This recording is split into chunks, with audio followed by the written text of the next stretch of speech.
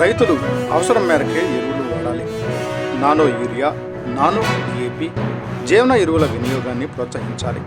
కేంద్ర బృందం సభ్యులు రవీంద్ర యాదవ్, మధుశేఖర్ సూచనలు. నంద్యాల జిల్లా బండి ఆత్మకూరు మండలంలోని బి కోడూరు గ్రామంలో కేంద్ర బృందం ఆధ్వర్యంలో రైతులతో ముఖాముఖి సమావేశం నిర్వహించారు.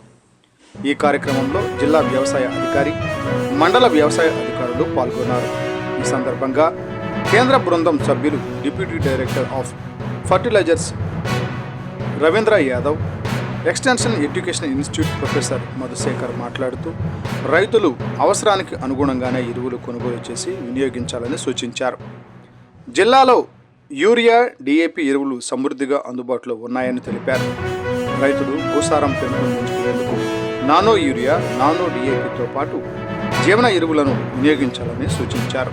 ముందస్తుగా ఆందోళనతో ఎరువులను అధికంగా కొనుగోలు చేయాల్సిన అవసరం లేదని జిల్లా వ్యవసాయ అధికారి సున్నా వెంకటేశ్వర్లు పేర్కొన్నారు. యూరియా, డిఏపికి ప్రత్యామ్నాయంగా నానో ఎరువుల వినియోగాన్ని ప్రోత్సహించాల్సిన అవసరం ఉందన్నారు.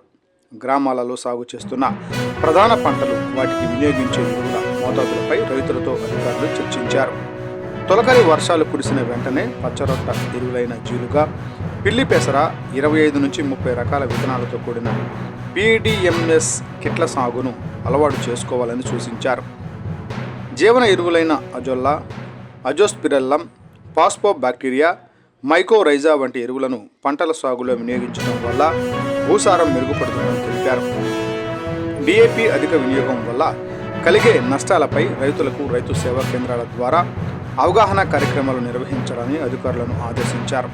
ఈ కార్యక్రమంలో Nandyal incharge AD Jayaprakash Reddy, technical AO Kalyan, మండల వ్యవసాయ అధికారి పవన్ కుమార్, వ్యవసాయ విస్తరణ అధికారులు లక్ష్మయ్య, సుహాసిని, స్థానిక రైతులు తదితరులు పాల్గొన్నారు.